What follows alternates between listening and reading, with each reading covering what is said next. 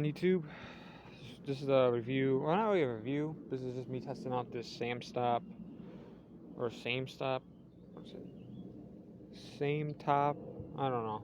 Sametop, whatever. That's what it's called. It's a chest mount for your phone for recording and stuff like that. I just tested it out in the mini bike. I'm gonna show the footage I got. One footage was really bad, but I had this piece set up wrong, so I'll play that footage last. I might not even play it at all, honestly, but just to keep the video short, I might just skip that. But I think it's okay for mini bikes if you want to kind of give an idea of like the motor and how it sounds. But other than that, like it bounces around a little bit, and it's just not viewing, because it's a chest mount. It's not viewing like this.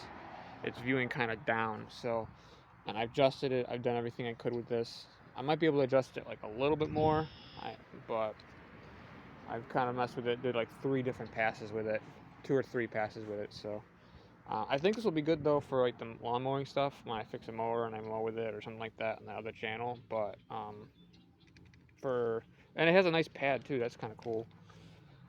Like this part's all padded. It's really soft. But for 23 bucks, it's not bad. It's what it is on Amazon right now. 23 bucks for push mowers, or if you do videos like working with your hands, you know what I mean?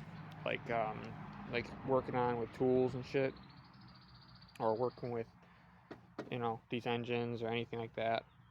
It's a good choice too. So I can still use it. I don't think I'll be able to use it for the mini bike stuff like I want it to, because I don't think it's going to show up real good, but it is what it is.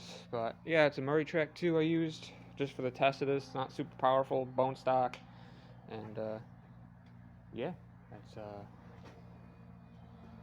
all I got. So I'll talk to you later, and yeah.